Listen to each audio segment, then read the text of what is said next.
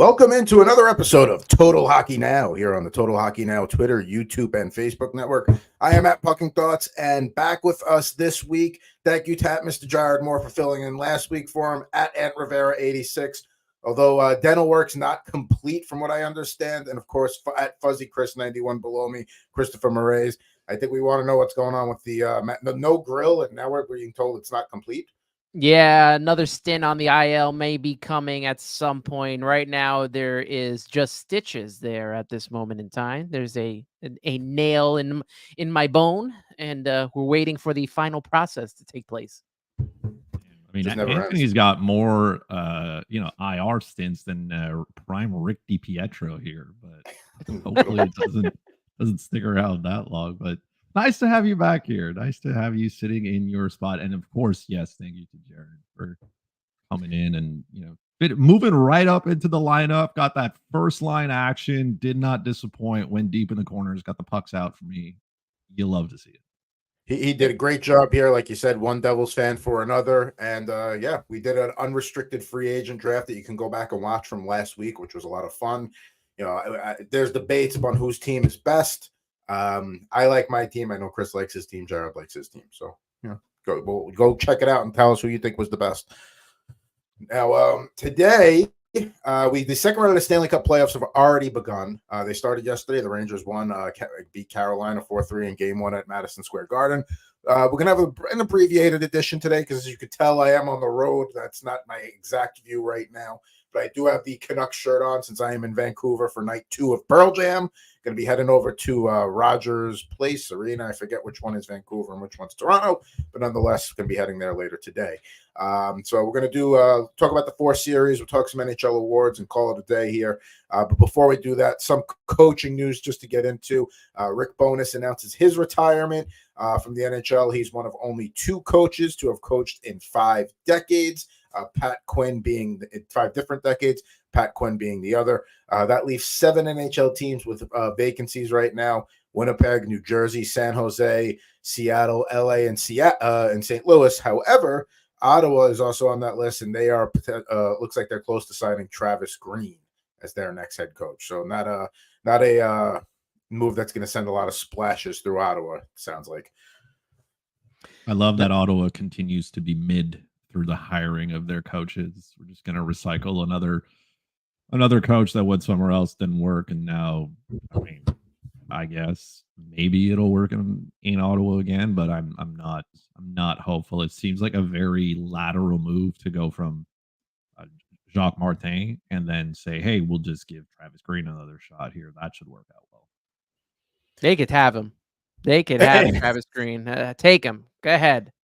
I'm waiting on the hopes of maybe Mike Sullivan coming over here, or I don't know how this is going to work out. But, I was wondering with Rick Bowness, was it, fully retirement? Was it the way things ended in Winnipeg? Maybe that, got this whole thing jump started because, Winnipeg is going to be a contender for a while now. And the fact that, after this quick exit that I thought was unexpected and ruined my bracket, that maybe it's not fully a retirement. Maybe he's retired now, but I was thinking maybe they're going to make him, quit or something like that.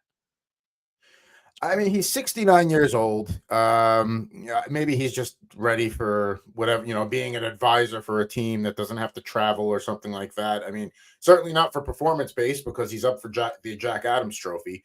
I don't know if he wins it, but he's certainly one of the 3 finalists. But yeah, I mean, whoever gets that position, I mean, you're talking about 7 vacancies right now, and I think, we're still waiting to see what happens in Toronto with Sheldon Keefe, so that's another name that could be out there. You mentioned Mike Sullivan with the Penguins, so a lot of I feel like once, if the Senators want to sign Travis Green, that's fine, but after that, it should start getting real interesting. So there's some coaching carousel news. Now let's talk second round Stanley Cup playoff series here. First up tonight, let's start with the series getting underway. The Bruins and the Panthers.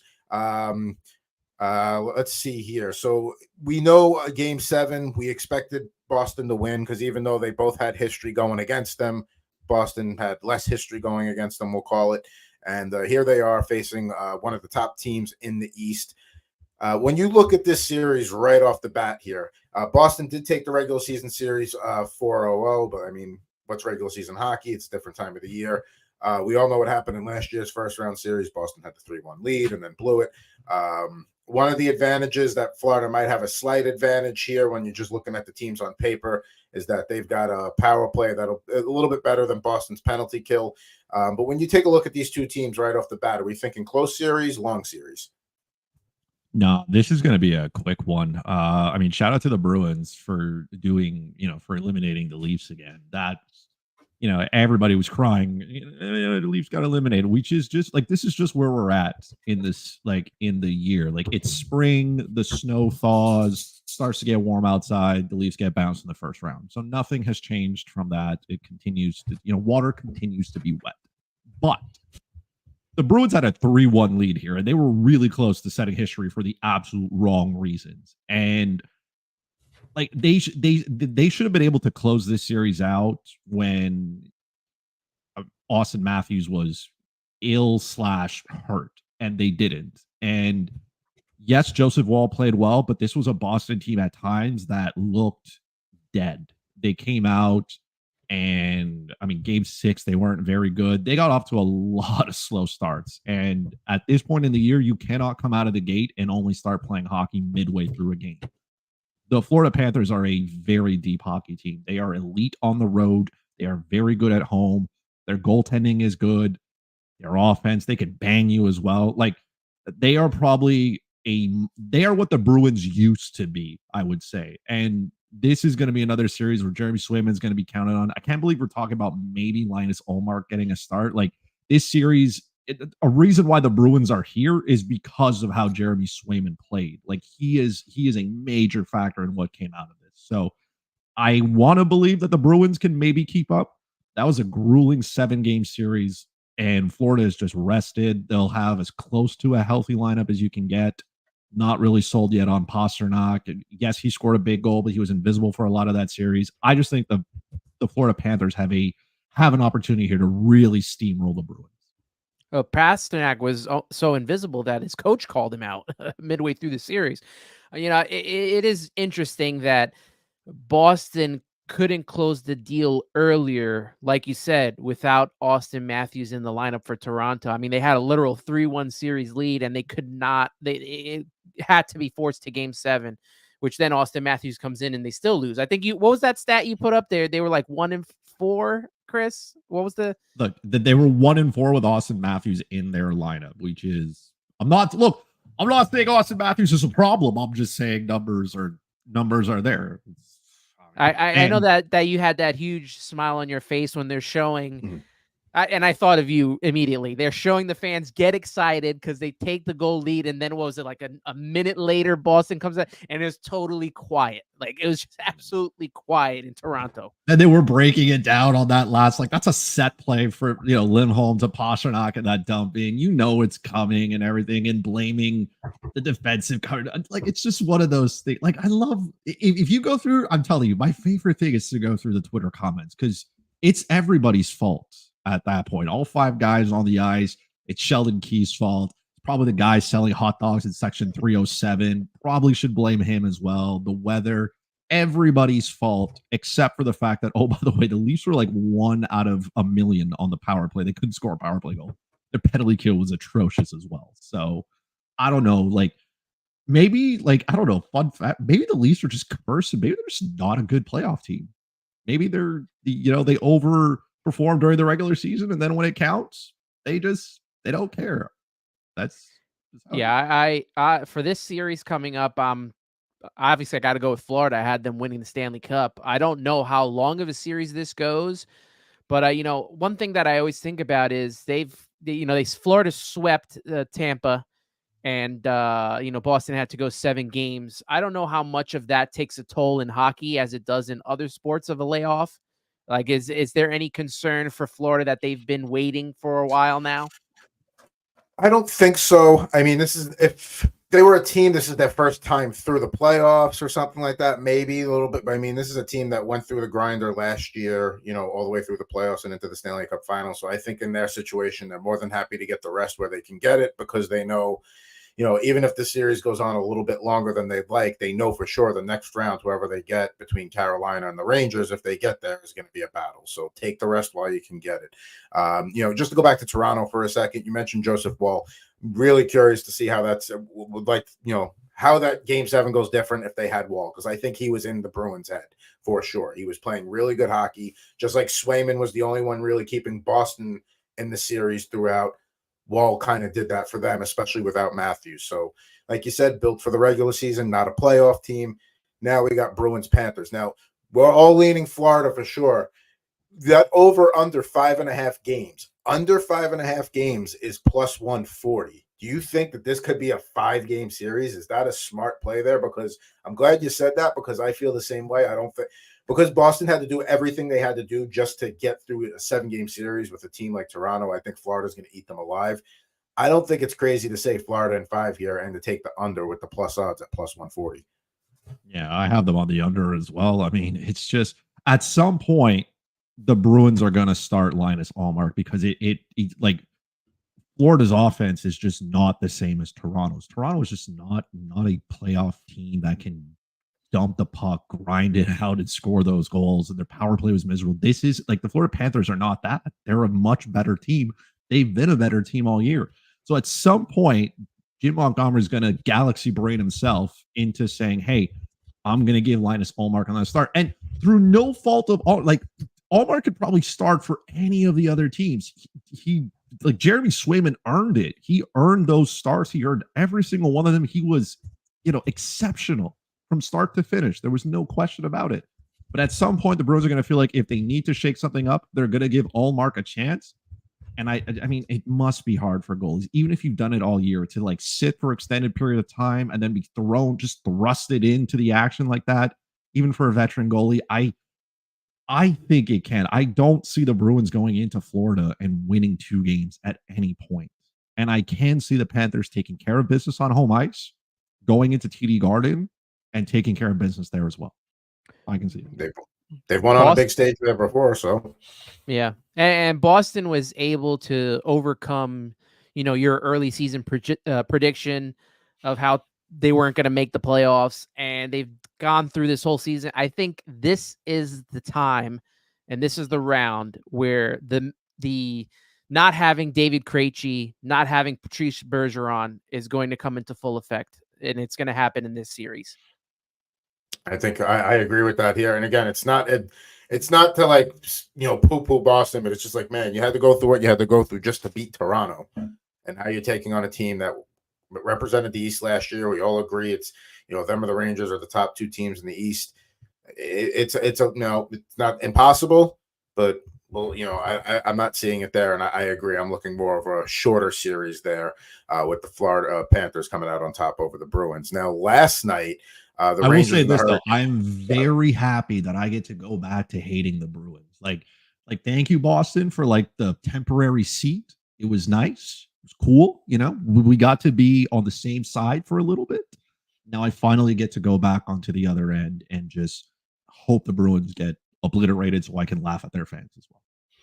It was nice on Saturday to just watch, because you knew the Bruins fan base and the Leafs fan base, like they couldn't enjoy that game, but the rest of us could sit back and enjoy knowing somebody was going to get their heart broken in miserable fashion and either lose 7 Game 7s in a row or become the first team in pro sports history to blow a 3-1 series lead in back-to-back years. So we got that on Saturday. Now we're into the second round. So the second round is underway. Like we mentioned before, the Hurricanes and the Rangers, they got underway. Rangers win 4-3. Rangers outplayed Carolina for most of that game, although Carolina came back in the third and really put the screws on the Rangers, especially when they got that third goal there to make that last minute and a half interesting. But nonetheless, the Rangers prevail. We look at game 2. And the Stars showed up in game 1 for the Rangers. Mika Zibanejad, 2 goals and assists. Vinny Trocheck, Chris Kreider, Artemi Panarin, who has been worth every penny of that contract, especially this year. It's another huge matchup where, the rankings are close for, on paper for all these teams. But after game 1, what are your takeaways there? Did the Rangers do anything to really make you think that they are a class above against Carolina? Me personally, I think we didn't see Carolina's best hockey for the first 2 periods. So I need to see game 2 before I can really feel out how long this is going to go. I know I picked Carolina to win. I'm not straying from that, but Rangers did look good in game 1. They did. And I'm still sticking with the Rangers to win this series. I think it's going to go 7. I think this is going to be a really good series. Definitely one of the better ones. See, like now the Eastern Conference playoffs is ready to take off. Like we got rid of those bum teams. Now it's the big 4 that we've wanted to see. And I think we're going to get a good series here. And I told you this in the offseason. I said that the Rangers in the playoff hinges on how well Artemi Panarin plays. And he's playing well. And I think that's very important because he disappeared last season. And the season before that, too, in the playoffs, he was nowhere to be found. So to see him play the way he's played all season long and to do what he's doing in the playoffs, good for him, good for the Rangers in general. Mika Zibanejad with the 2 goals. He almost had a hat trick that like by inches, he had to cut that out of going in the net. So the Rangers played well. And, you have Igor Shesterkin in net, and that's very important moving forward.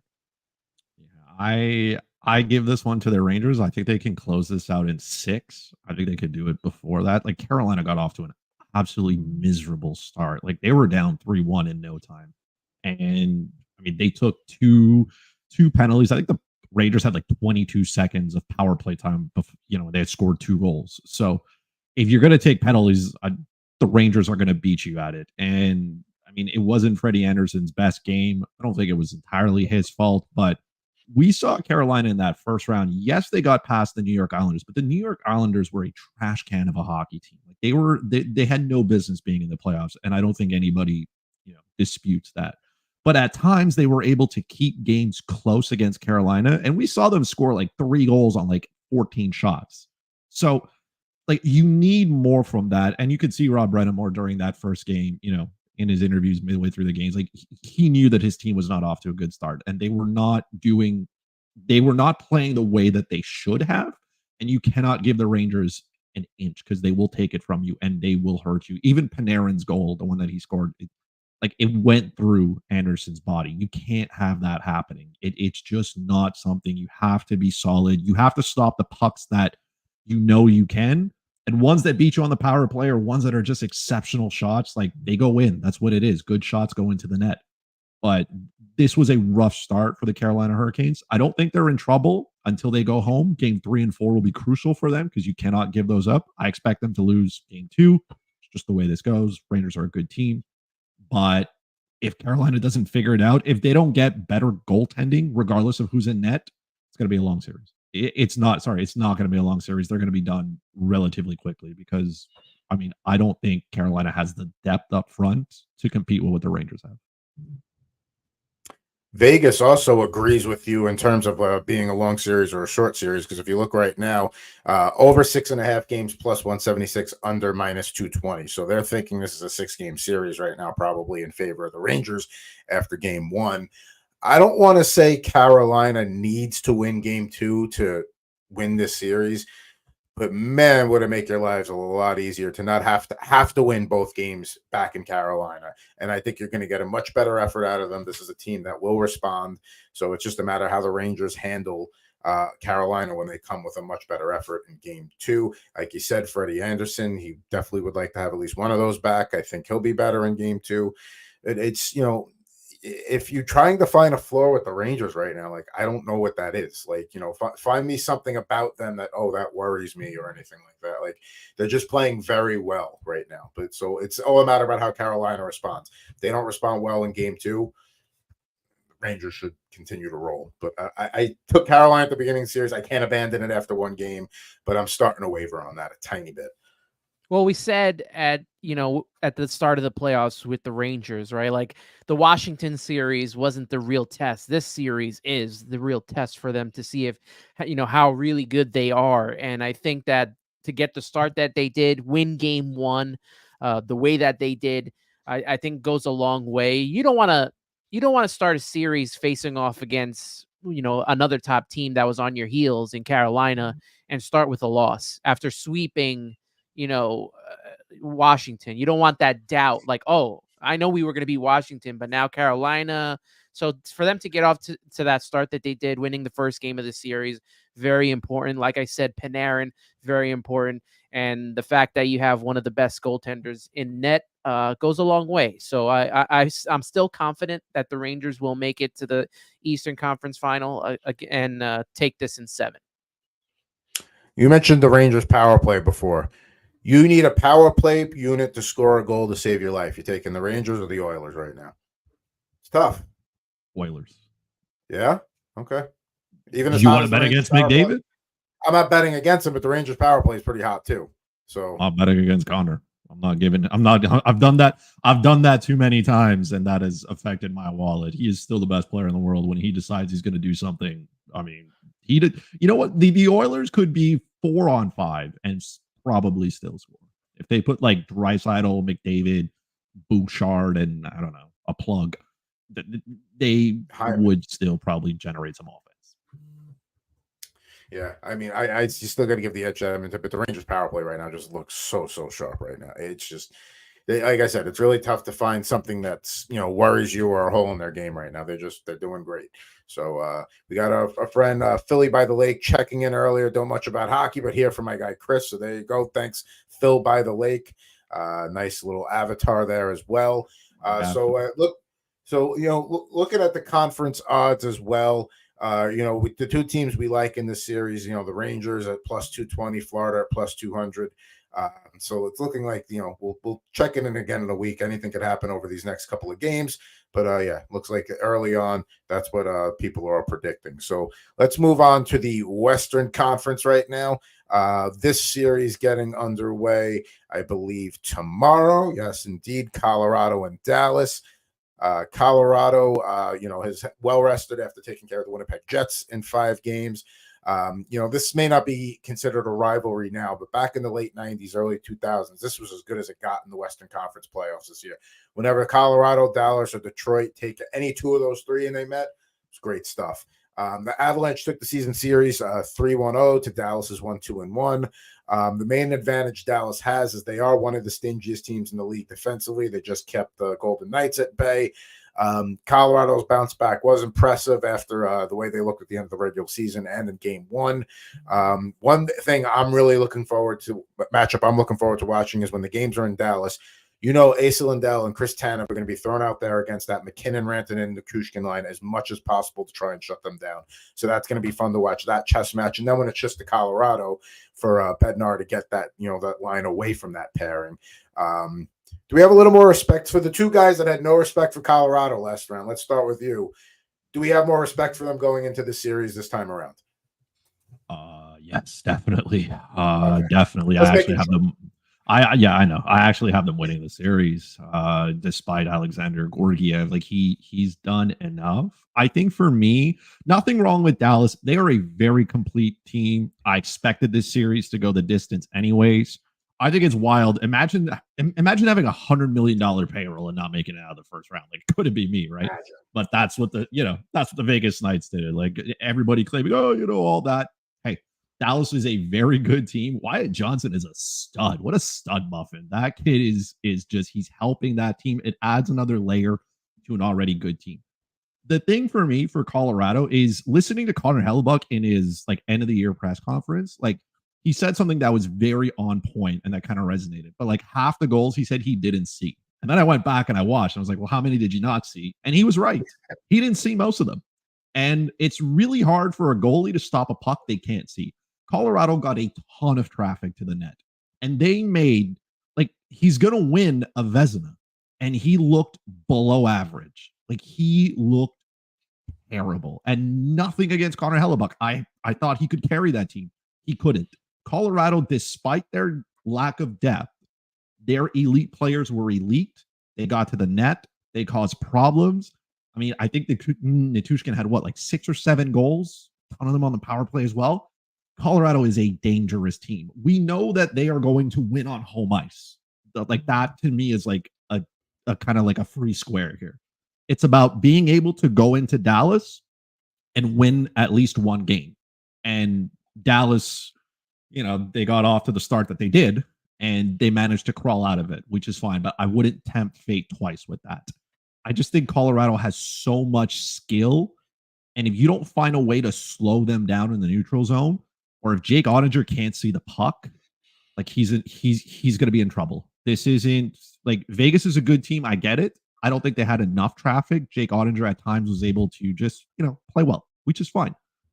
I just, man, watching Rantanen, it doesn't even matter what the matchup is. To me, I feel like it doesn't matter. McKinnon's just going to take over.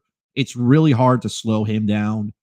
And Cale Makar, Cale Makar looks like he's figure skating on ice for him. It looks so easy to do everything. I just have a hard time betting against him. If this series falls apart for Colorado, it's because Alexander Gorgiev is returned to the trash can that he once was.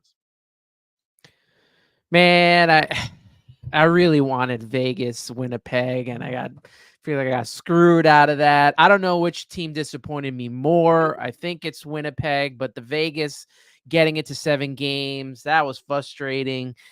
In regards with having respect for the Avs, I don't know if I didn't have respect for the Avs because I had that series going 7 to begin with, even with Gorgiev in net. So with the way things are right here, and the Avs having taken the season series from them 3-1, I think I'm going to have to go with the Avs. Just same reasons as Chris is saying. They're great at home. I mean, you can't bet against McKinnon and Rantanen and that top line there.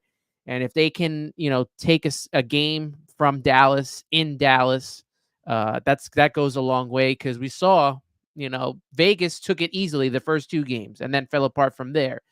But if the Avs take 2 games off the start, this series might be over a lot quicker than everyone else was thinking.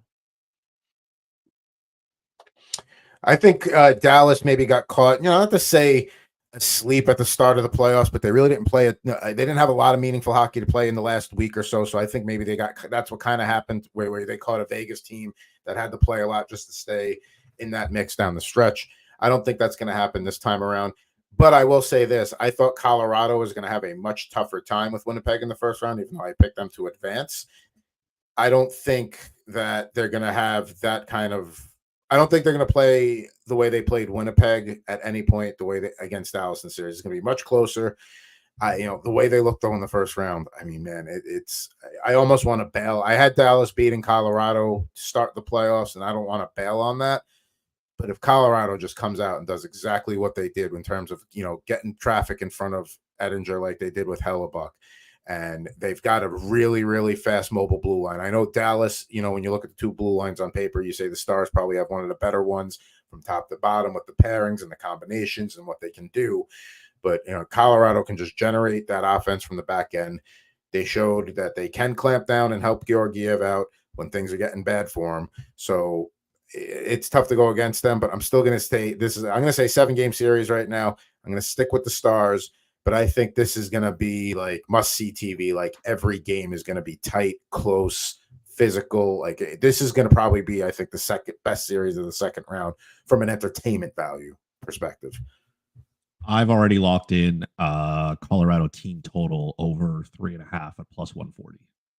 I can't imagine the Dallas Stars being able to contain McKinnon and the rest of that gang, man. I just like watching what they did to the Winnipeg Jets. The Winnipeg Jets were the best defensive team in the NHL in terms of goals against, and they made the future Vezina Trophy winner just look like prime Martin Jones. He's just absolutely terrible, and it's because he couldn't see the puck. I can't, at least for game 1. Like we saw what game 1 was between Winnipeg and Colorado and the goal fest that it was. I don't think we go that far. But I can see Colorado being able to, again, get to the front of the net, use their speed, make it exceptionally difficult for the Stars to box them out. And if Jake Ottinger, look, if any goalie can't see the puck, he can't stop it. So if there's one thing the Dallas Stars should take out of their book here when they're scouting and prepping for Colorado is making sure Jake Ottinger can see the puck. Because if not, he's going to see the red light behind him. I'm hoping at least in game 1, at least 4 times.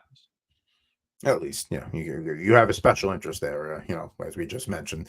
So Colorado -104 for the series, Dallas -115. So that goes to show only series in the second round where both teams are minus odds there.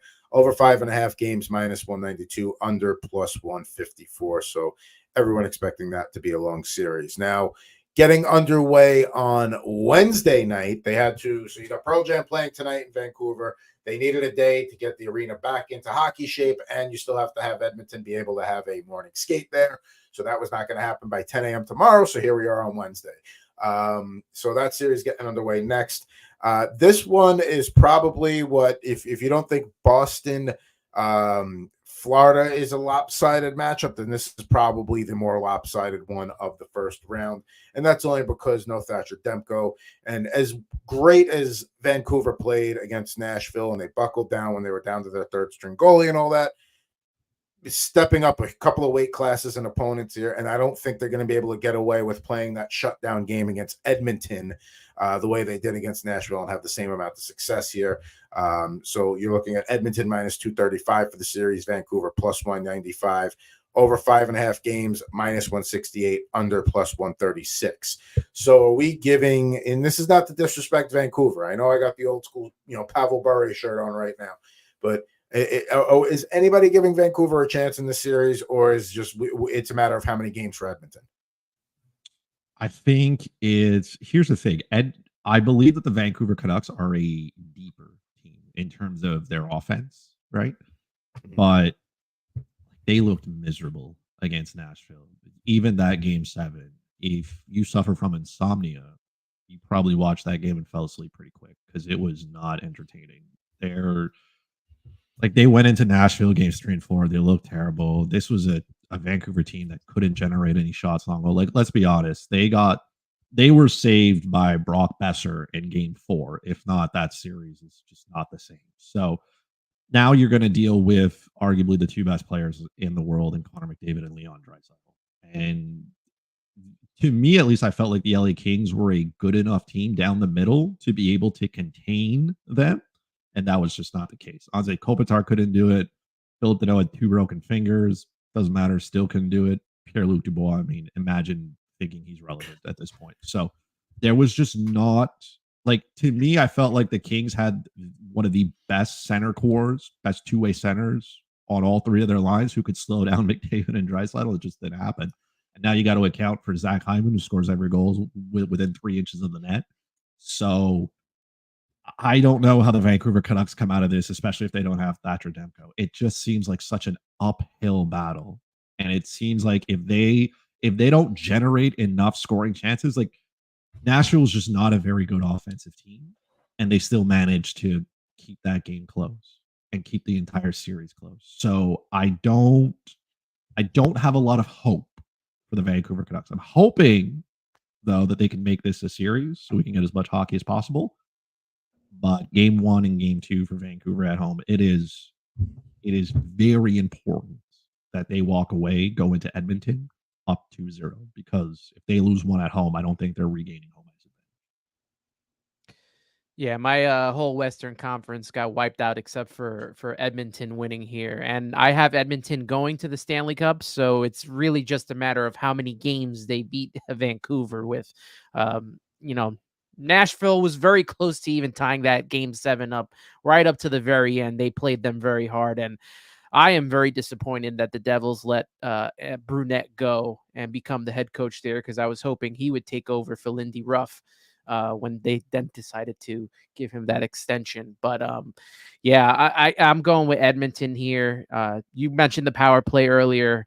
The Vancouver doesn't have the goalie, and if they can't stay out of the penalty box, it's going to be it's going to be a long, short series for Vancouver. Anybody that's looking at the tail of the tape and but Vancouver beat them 4 times this season. Well, 3 of those times was when Edmonton was in their Deadmonton part of their season, where they, if we had found the goalie and 2 other skaters, maybe we could have kept taking the Oilers to overtime, the 3 of us. And then that 4th time was no Connor McDavid in the lineup. So they never played Edmonton at their proper form this year. So again, regular season matchups you tend to throw out the window anyway, but you can especially do that here. And the Oilers are not going to be playing Vancouver in their proper form because they're not going to have Demko. Correct. So it's a real. And I'm pretty sure the Oilers want to forget October, right? They don't even want to go back and remember that time because it was a very it was a very dark time for that team. Like, we didn't even know if they're going to make the playoffs, let alone be where they are now. So I think the team that Vancouver sees Wednesday is going to be very different from the team they saw in October. And like you said, they didn't have McDavid last time. So it's an uphill battle here. It is. If Vancouver can stay out of the box, let's say they one penalty or less per game, can they win the series if they play super disciplined hockey? Is that the only way they can beat Edmonton? They sure, but here's how I see it. In order for you to not take a penalty, you must possess the puck. Because if you're chasing McDavid, at some point you have to clutch onto him. Like, you have no choice, because he's either going to burn you, make you look like a minor league hockey player, or he's going to blow right by you. So at some point you have to possess the puck. And when I'm looking at a team with 13 shots on goal, in some games not averaging even over 20 shots, like, you're not possessing the puck. You're playing defense. And you're trying to not get burned. You're trying to play a good system, clog up the neutral zone, like, make the Oilers dump and chase the puck, like, go in and get it. But again, they're not, like, no offense to the Nashville Predators, not a single player there has the foot speed that Connor McDavid has. So you're not slowing him down. It's the same thing for Colorado. You have to take away time and space, but that means that you don't have the puck on your stick. And when you don't have it, you're defending and you're trying, and at some point you're just going to take a hook or a trip or a hold. It's inevitable. So I don't see Vancouver possessing the puck enough, which means they're at some point going to take a penalty, and that puck ends up in the back of their net at least 50% of the time, because that's what Edmonton's power play is capable of doing. So I want to believe, but mathematically it just doesn't make sense. Now, we talked about, being plus 140 for under 5.5 games in the Florida-Boston series. It's plus 136 for under 5.5 in this series. Is that one you'd take a shot at, or do you still think Vancouver can maybe get a second win here with a couple of the home ice advantage, at least to start? Yeah, I'd stay away from this one. I think Vancouver can at least get 2 games here, at the very least. If Elias Pettersson decides to show up, that'd be it would be good timing. Welcome. Missed most of April, but that's fine. That would probably help Vancouver a little bit. They cannot. They have to take care of business at home. Even if, let's say, they win both at home, they go to Edmonton, get absolutely smashed. It's fine. Then it's a best of 3, and you have 2 games at home. You cannot lose home ice advantage, because I just don't see Vancouver going into Edmonton not having the matchup that they want and being successful. All right, so just to recap here. So we all have Edmonton in this series. You two got Colorado. I've got Dallas in the other Western Conference series. Clean sweep for Florida on that series. And then I'm sticking with the Hurricanes for now. And then you guys got the Rangers out of that series. Now, Chris, I want to go back. Because you were talking about just how impressed you were with Colorado and just how strong Edmonton is. I know a lot can change over the course of the next week and a half if they were to meet in the conference finals, but gun to your head right now, Avalanche or Oilers, who would you take? Playing the way they're playing right now. Gun to my head. Man, that is tough. I would still give Colorado the edge. So you're giving Colorado the edge, okay? Just because Colorado is so good on home ice. Like, Colorado, it was like during the regular season, they were mid on the road at best. But we knew that. But when they came home, they were averaging over a goal per game more.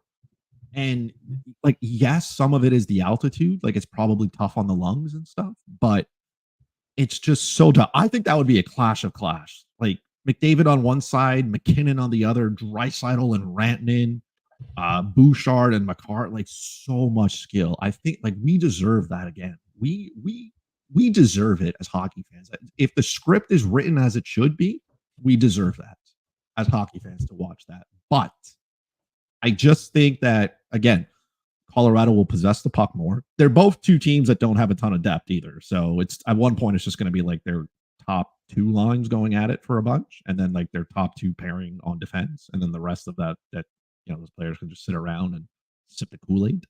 Then it comes down to a question of Skinner and Georgiev. And if I'm going to toss a coin, I might as well give Georgiev a little bit of love here. I just think that Colorado is significantly better on home ice. They are more significantly better than Edmonton would be. And there you go. Gun to my head. I gotta get there. I know I said I wouldn't bet against Connor McDavid, and then 15 minutes later, I'm like, yeah, by the way, next round that might not be. Well, I have obviously I have Edmonton going to the Stanley Cup, but don't they also kind of fall in that same category as a Toronto, where it's like you need to see them win to believe it?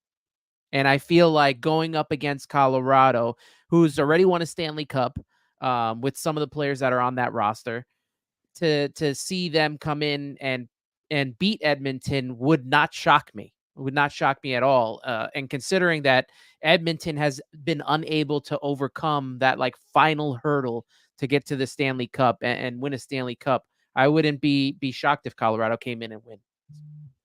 I had a feeling Chris was going to say Colorado the way you were talking about them, and I know Edmonton's a strong team. Anthony's got Edmonton going to the finals, and I know what you said, and I agree. Like, they're one of those teams you got to prove it. Until you prove it, we have to doubt you.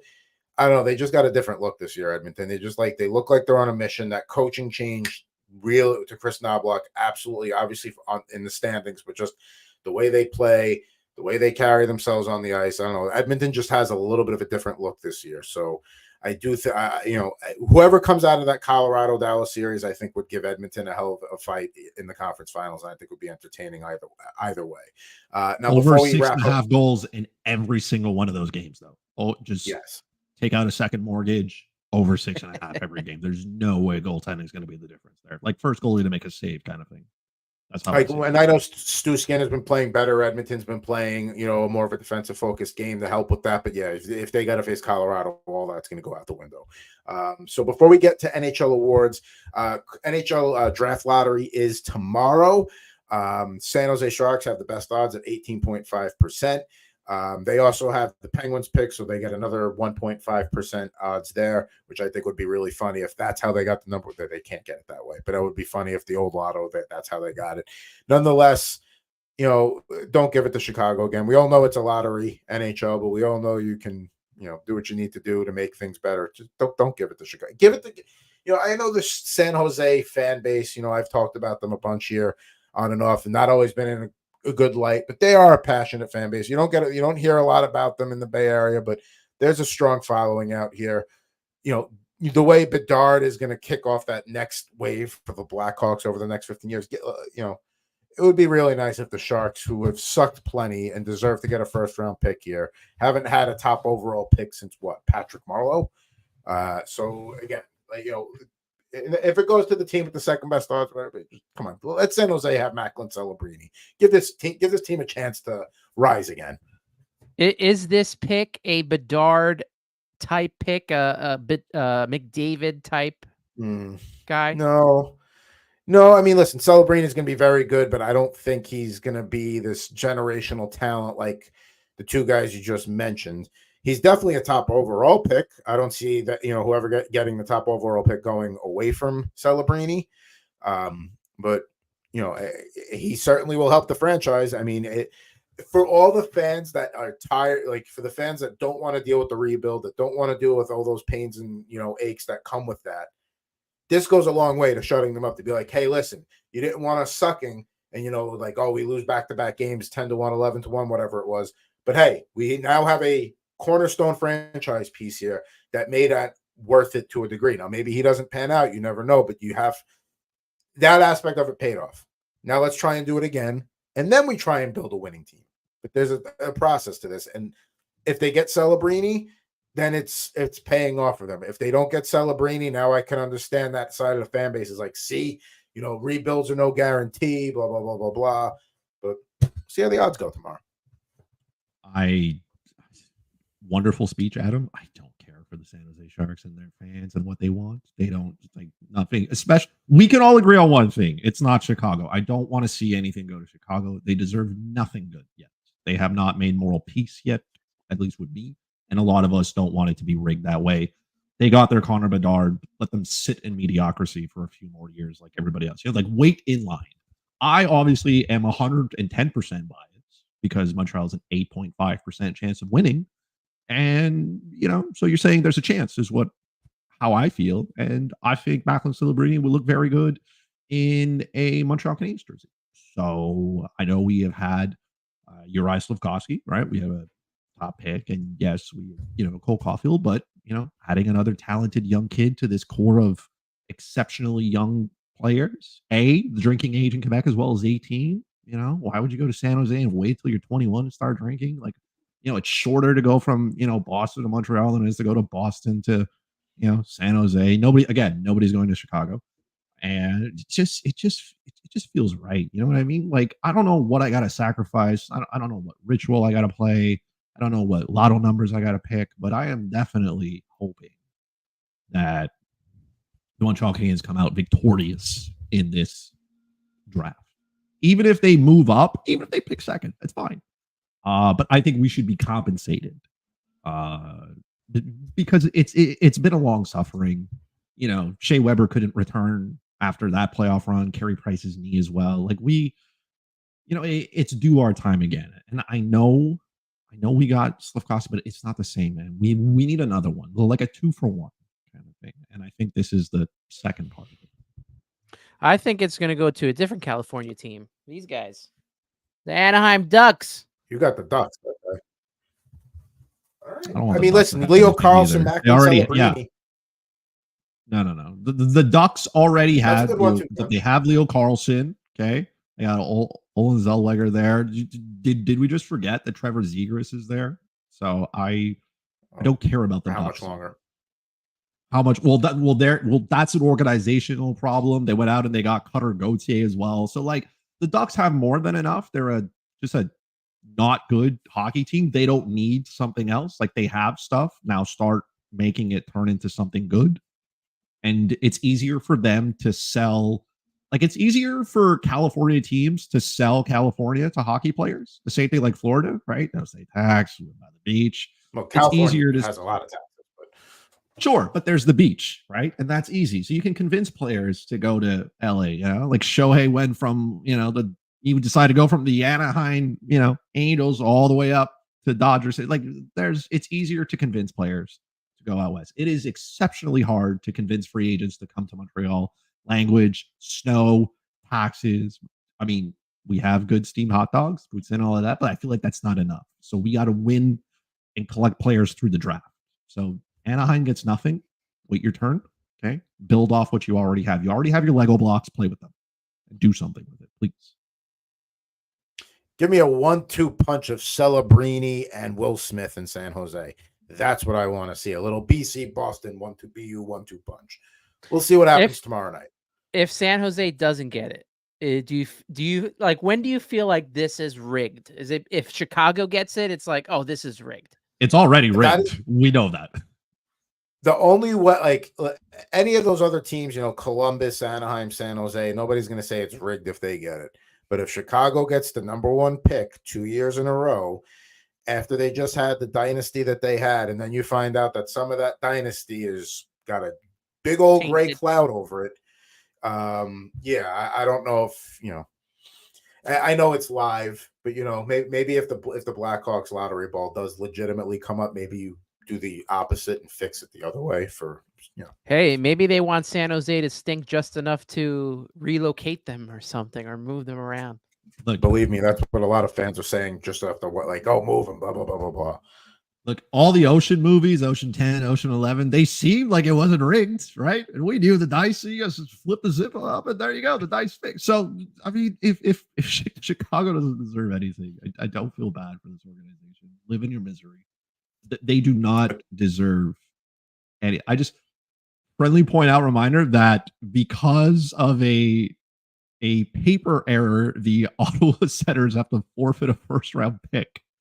And everything that the Chicago Blackhawks did, they got a slap on the wrist. They got to keep their pick, and that ended up like they would have deferred to another year, which is fine. It doesn't matter, but they still got to get Connor Bedard at the end of it. So I feel no pity for that franchise. Just go away. It's like the Ottawa Senators forgot to put a cover sheet on their TPS reports, and they lose a first-round pick. Basically, that's what happened there. It's like forgetting to declare like $5 on your income tax, and then like the CRA or like or the IRS comes up and is like, "Hey man, you're doing 10 years in prison." You're like, "Hey, it's $5 though. I'll give you 7 to make up, and just leave me alone." Yeah, leave me alone.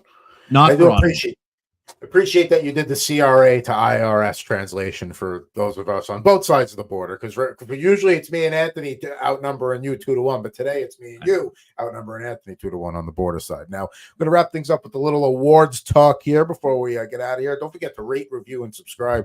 Total Hockey Now on Twitter, Facebook, YouTube. We're always there. We got clips, reels, shorts.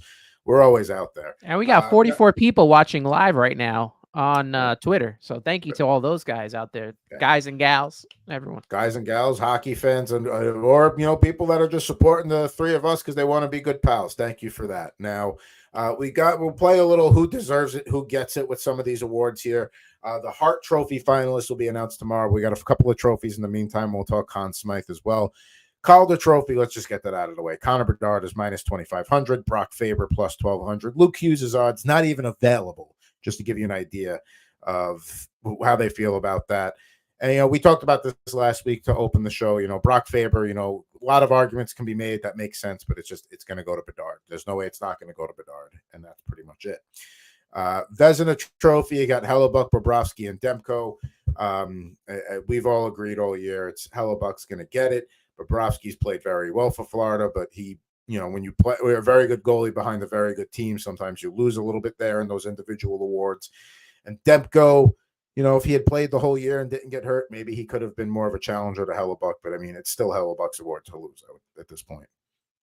Yeah, I mean, Hellebuck was so good. A lot of us didn't have the Winnipeg Jets being here, right? Me being one of those people. And what they were able to accomplish was in part because of what Rick Bowness did. I think he made a difference on that team. I think he got the guys to believe that they can be a good hockey team. And Connor Hellebuck was very, very good. He was as advertised. He was a big reason that they were there.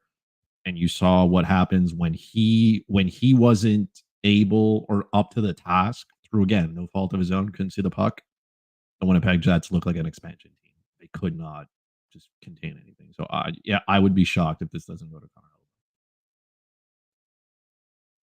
Muted.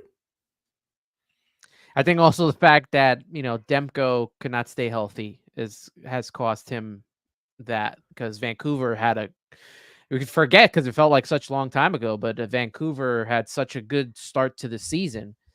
And then Demko got hurt late, and that kind of cost him there. But yeah, I think Connor Hellebuck gets it.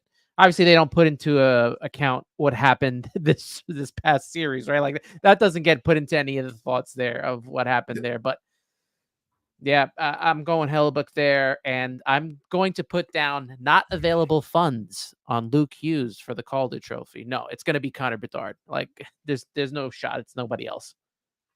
Yeah, I mean that's that. Yeah, there's just no way it doesn't go to him. Now we talked. You mentioned Rick Bowness. Let's talk a little Jack Adams here. So it's Rick Bowness, Rick Tocchet from the Canucks, and Andrew Brunette from the Predators. Now, Andrew Brunette from the Predators absolutely deserves to be nominated for what he did for Nashville, but he's not going to win the award over these two guys. The voting happens at the end of the regular season, which is important to keep in mind here. So it really is a two-man race between Bowness and Tocchet. Tocchet was pretty much the odds-on favorite all year. I would be surprised if he didn't win it. However, if Rick Bowness had announced his, hey, I'm retiring at the end of the playoffs before voting, then maybe he would have gotten some sentimental votes.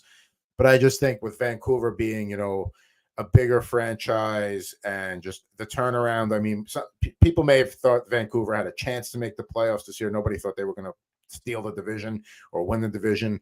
So I think he's got to get it there, especially if, voting happens at the end of the regular season. Although Winnipeg did look strong down the stretch. Well, yeah, I agree. It has to be Tocchet, right? I mean, Winnipeg still made the playoffs last season. We didn't know what was going to happen this season, but they played better than we all expected. I don't know if anyone expected this kind of a turnaround from Vancouver, though. And Vancouver played so well throughout the season. Now they're in the second round of the playoffs. I mean, obviously, you said the voting happened already, but I think it has to be Tocchet. Although my sentimental favorite, obviously, is Andrew Brunette, but like I said, Vancouver turning what was happened last season into this, I think it's got to be Tocchet. One thing is 100% confirmed. It will go to someone who is in Canada, so that is good. I want to lean Rick Bowness's way just because of how the Jets were in a really competitive division as well. Not to say that the Pacific wasn't very good, but I feel like the Winnipeg Jets maintained what they had, and they were really good, and they kept up, and they were right there. And I feel like the Canucks, they got off to that red hot start and then kind of fizzled a little bit, but they were so far out. Like the cushion they had built was good enough to get them to where they needed to be. Yes, I don't think many people had Vancouver being at the top of the division. I think that's fair, but I don't think any of us had, some of us had Winnipeg as a lottery team, not even close to the playoffs. And to see what they were able to achieve and the metrics behind it as well. Like I said, the Jets were one of the best defensive teams on the road. They were one of the best overall defensive teams. That's, yes, they have Josh Morrissey. Yes, they have Neil Pionk, but that defense is not built with a whole bunch of studs on the back end. This was a committee of guys playing well defensively, because even Laurent Brossoit was good, and he's a backup goalie, let's be honest. So I would lean a little bit towards Bonus, but again, I wouldn't be disappointed if someone said, "Hey, Rick Tocchet's getting the vote." At the end of the day, he did finish the top of the division. All right, third award we're going to talk about with the Canuck is a finalist here, the Norris Trophy. Got Quinn Hughes at -550, Cale Makar at +450, Roman Josi at +1900. Roman Josi is the perennial, I feel like, bridesmaid in that regard. I mean, I'm pretty sure he's got one Norris under his belt, but with the way Makar's played this year and the way Hughes played this year, much like Andrew Brunette with the Predators, he's deserves to be nominated, but that's going to be the extent of it for him. I think Quinn Hughes gets it. He was, like Tocchet, kind of just like the odds-on favorite for most of the year, as he deserved. And Cale Makar's got more in his future, and I just think Quinn Hughes really just knocked it out of the park this year. So, like we talked about Tocchet being an important part of that Vancouver turnaround, so is Quinn Hughes, and I think he's going to get his first. Wasn't Quinn Hughes the odds-on favorite in the offseason as well? Or was it Makar? It was him or Makar. I'd have to double. They were the top two. I forget who it was, but those were the top two odds coming into the season. I do recall that. Well, obviously, you got the top three defensemen, in hockey. I'll go with Quinn Hughes here and the contributions he's made to turning this Vancouver team around and helping them out to get to this playoffs. But you got Cale Makar, like you said, he's going to win some. And I don't know. I feel Roman Josi's a little far off with this one. It's a shame that Josi's so far off, because he scored, of the defensemen on that list, he scored the most goals. And he's, like you said, he's a distant third here. I think it's probably between Quinn Hughes and Makar. The race might be a little bit tighter, but Quinn Hughes came out here. He scored 17 goals, and that was a knock on Hughes. We knew he could rack up points, but can he score goals?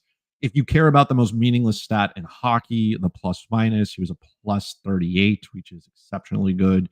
He had 54 even strength points, right? And Cale Makar only had 47. So if that's something that you care about, even strength points to me, I feel like are a lot harder to come by for a defenseman.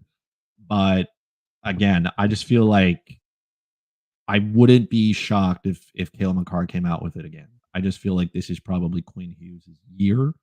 And if Quinn Hughes wasn't in the equation, then I think Roman Josi would win it, because of what all the other things that he brings to this team, right? He plays the position well, yes. I mean, even Roman Josi, +12 is what it is, but he had 51 even strength points. He also blocks a ton of shots. You don't see Quinn Hughes being that shutdown defenseman. His game is possessing the puck, what he does offensively. So your numbers defensively look good when you have the puck on your stick, because you don't have to defend. That's how I play defense. Just possess the puck. Then I don't have to worry about back checking or defending my own net or blocking shots. So I think this goes to Quinn Hughes. It's unfortunate for Roman Josi, because I feel like he put up those numbers, but he just gets lost because of how good the other two were ahead of him. If we're talking about the best all-around defenseman of those three, I'd say Yossi, and this goes back to the argument I made, about a month or so ago about we need a defensive defenseman award, because the Norris Trophy has basically become who's the most consistent and potent offensive defenseman. We have a defensive forward award for the Selke, so we have both sides. And the Hart goes to the most valuable and all that, but I really think there needs to be a defensive defenseman award, so that way somebody like a Roman Yossi, who is not going to win it this year, but probably was the best all-around defenseman.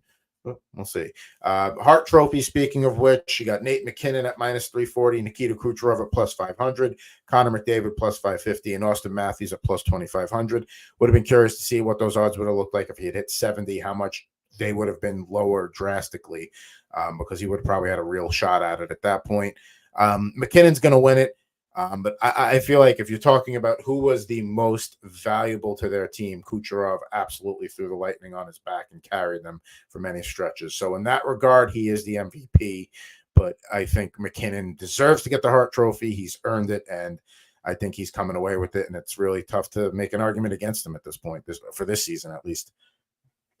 I will gladly make an argument against it. Nothing wrong with Nathan McKinnon getting it, as he was tremendous as he was. To me, it's Nikita Kucherov's trophy to lose. Kucherov put up 100 assists in a season. That is a remarkable number. He also had a whopping 91 even strength points, which now on the surface you're like, cool, that's great. He also, again, in the most meaningless stat you can find, he was a +8 on a team that also didn't have Andrei Vasilevsky for a long period of time. They were really, really bad on the road. That's a team aspect, but Nikita Kucherov's there. But this is the stat that stands out to me. And like you said, the Hart is the most valuable player to his team. So Nikita Kucherov had 144 points. The next closest to him was Braden Point. He had 90. Like, he averaged over a point per game, and he was 54 points behind his teammate. Like, that's not just a little number. That's 54 points, which is completely mind-boggling to me, to be how much better he was than everybody else on his team when players on his team were still elite. Like, Braden Point gets lost. Like, he had 90 points in a season. He had a remarkable season, and we just disregard him. Like, he is not there. Like, he is just, okay, cool, fine. This was a very good Tampa Bay team. Like, even Steven Stamkos had 81 points. Like, he averaged a point per game, and he was very good. But to me, what Nikita Kucherov was able to accomplish, the numbers that he set, and if he's not on that Tampa Bay team, they don't make the playoffs. Like, they don't at all. They're not even close. They struggle mightily. And it's not just a player who's able to facilitate the puck around the ice. He also put 44 pucks in the net, which is very good. I understand players score 69 nowadays, and 50 doesn't seem like an impossible task. But 44 goals, most of your points coming 5-on-5, the number of times he was involved in his team scoring. How do you take that away from him? Those are historical numbers, and you're not going to give him the most valuable player to his team. That's a tough one for me. I'm shocked that Austin Matthews' odds are not better than what they did for coming in one goal short of 70. But I agree with one of you guys, and it's going to be Chris and Nikita Kucherov. Just look at these stats, okay? 44 goals for Kucherov, 51 for McKinnon. That's close, right? Obviously, he had more assists, 100 to 89. Power play points, 53 for Kucherov, 48 for McKinnon. McKinnon had over 100 more shots on goal, and they're that close to each other. Like, Kucherov doesn't even have Rantanen on that top line either. So, yeah, it's got to be Kucherov on this one. Like, I feel like it has to be. Their stats are just so similar, and McKinnon has more times to get shots on goal than Kucherov did, and they still have the same amount of points almost. And Kucherov is better power play points, assists, just missing a couple of goals, and it'd be a whole different story. I can't believe we're having a Hart debate where one of the two guys we're talking about that has to get it is not Connor McDavid. That's mind-blowing in itself. I mean, not that he had a bad year, but I mean, we're talking about just if it's most valuable player, then and yes, he's extremely important to that Oilers team. But Colorado's not where they are without McKinnon. Tampa Bay certainly not where they were without Kucherov. So also 100 assists for Connor McDavid too, just to throw that out there. Yeah. Historical numbers for him too, and we're just like, cool, bud. Thanks for coming. You're a distant third, bud. You go get the bronze, okay? Me as well for what it is for McKinnon. Like McKinnon has so much speed, right? Like he can burn you. He's a centerman. He can burn you. He played a ton and everything. Nobody looks at Nikita Kucherov and go, "Wow, that's a speedster." Like he's slower, which is, I guess, fine. His vision is just next level. Like he can find you no matter what. He doesn't have to be looking at you. He's a wizard with the puck. He elevates everybody around him. And not to say that McKinnon doesn't do that. He obviously makes everybody better. But I'm looking at Kucherov and the way that he plays, and I'm like, homie, how did you put up the numbers that you did with that type of gameplay? You know what I mean? Like this is a guy who goes to the All-Star game, doesn't even care, and yet look at this. This man is built different. I don't know what he consumed in Russia, but I want some of it. He's definitely doing something right there. So those are the in-season awards. And we'll talk a little Conn Smythe Trophy to wrap things up here on this edition of Total Hockey Now on the Twitter, YouTube, and Facebook THN network.